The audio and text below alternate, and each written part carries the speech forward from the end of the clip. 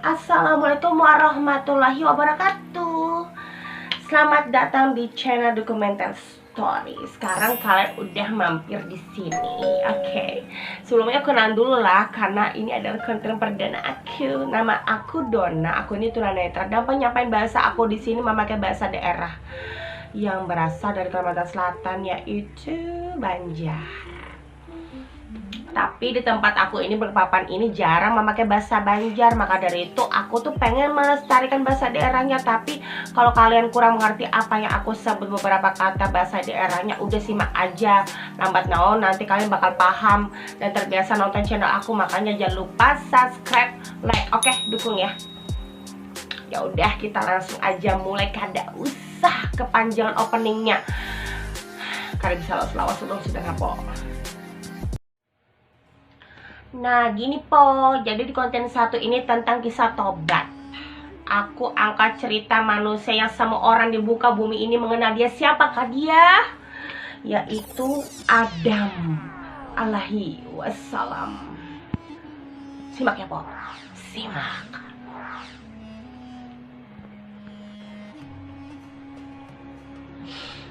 Kisah Adam alaihissalam yang sujudnya para malaikat dan juga keengganan iblis untuk sujud kepada Adam. Adam disebut Abul Bashar, yaitu bapaknya manusia.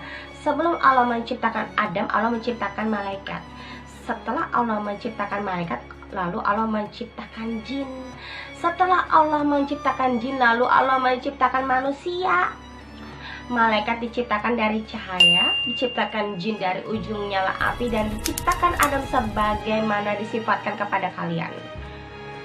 Malaikat satu-satunya makhluk yang kada pernah berbuat maksiat kepada Allah Subhanahu wa Ta'ala, karena kada diberi nafsu. Si malaikatnya tupang.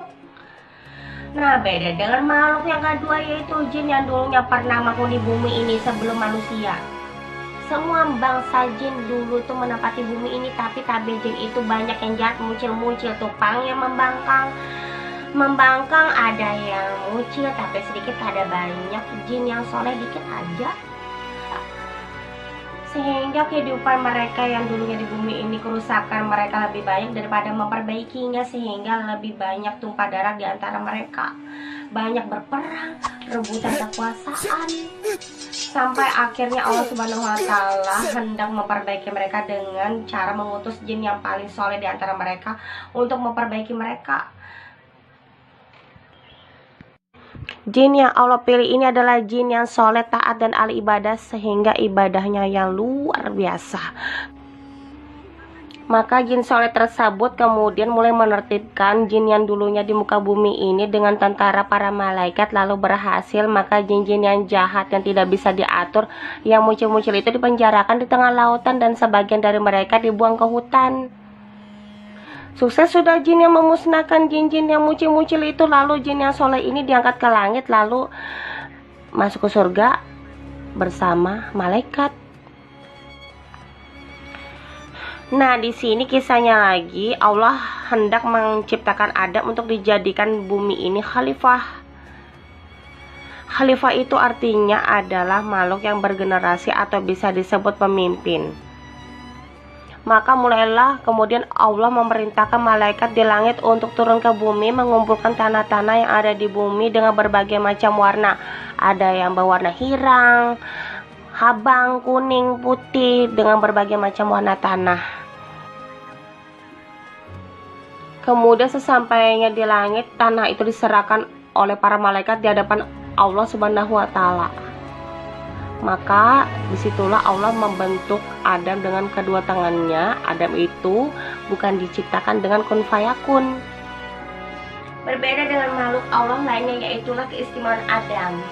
Tetapi diciptakan oleh Allah bujur-bujur tuh, dirangkai sampai jadi bentuk manusia. Keistimewaan Adam itu bahkan Allah sendiri yang meniupkan roh kepada Adam, bukan malaikat yang membawa roh kepada Adam.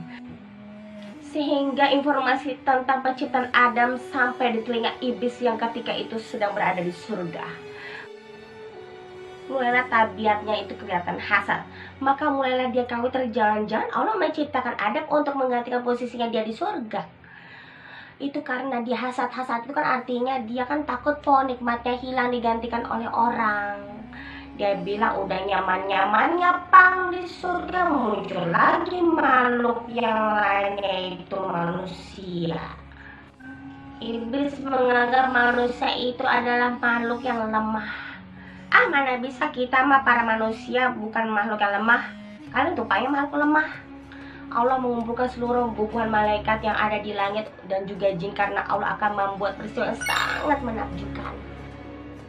Meniupkan roh kepada jasad Adam, maka ketika roh sudah sampai di tenggorokan, maka Adam tiba-tiba bersin dan mengucapkan Alhamdulillah.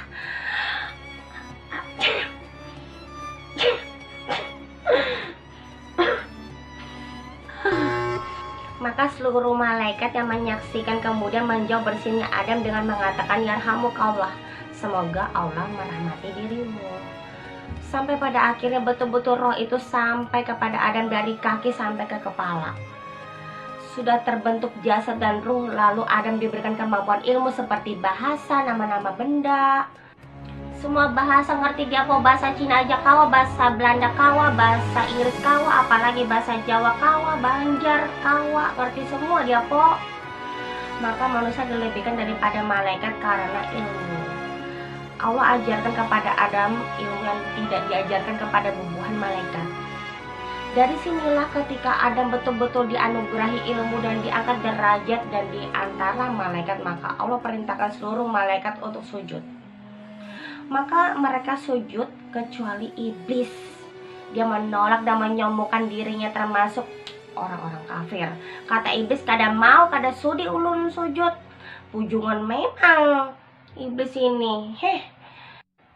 Berakhir kada mau sujud kepada perintah Allah kepada Adam, maka jin tersebut dilaknat kepada Allah dan diberi gelar Allah sebagai iblis.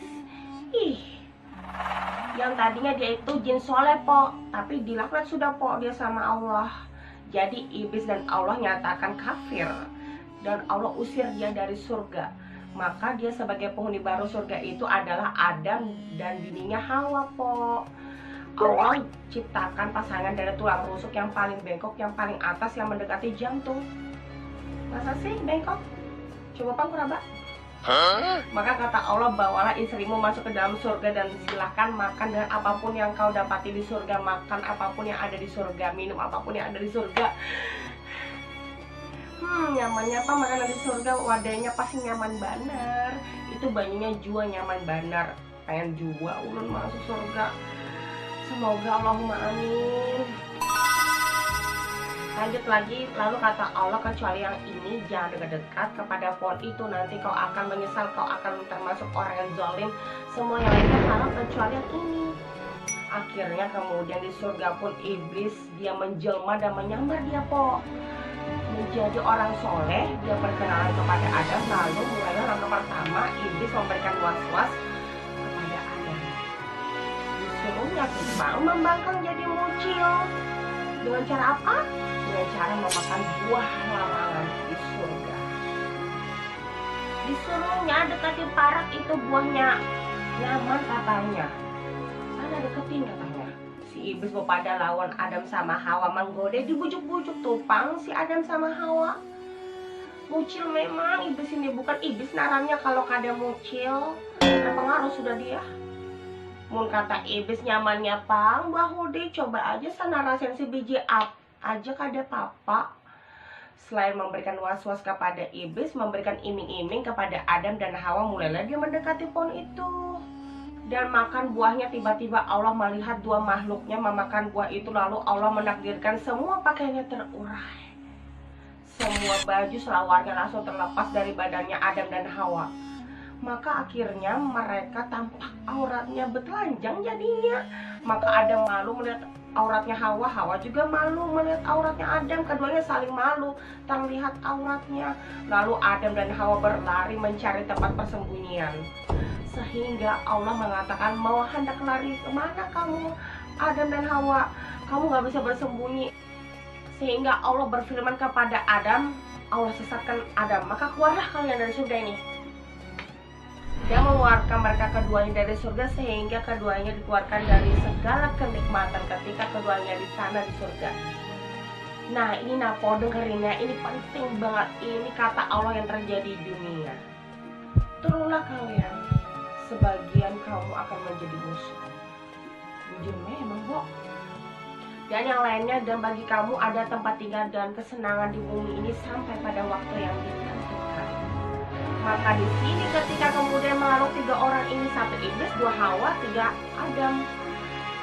Setelah keduanya memakan buah larangan, Allah pun murka bahwa kalian akan memusuhi sebagian dari kalian yang benar.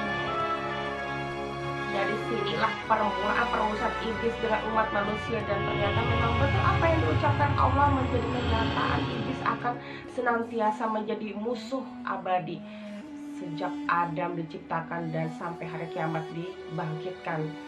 Musuh kita adalah iblis.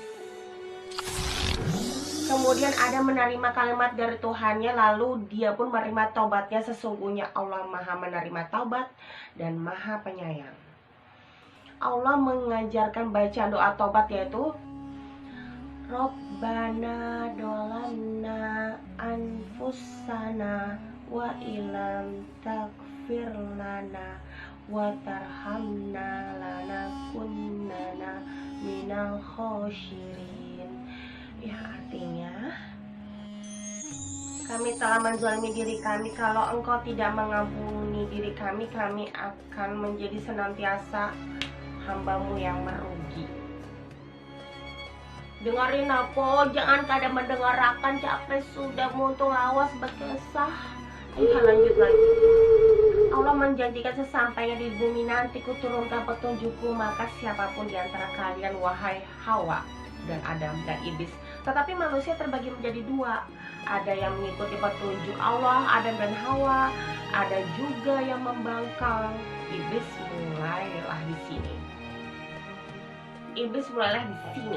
Ada kelompok-kelompok pengikut petunjuk, ada juga kelompok pengikut pembantah petunjuk. Maka iblis kada hendak umpat petunjuk Allah.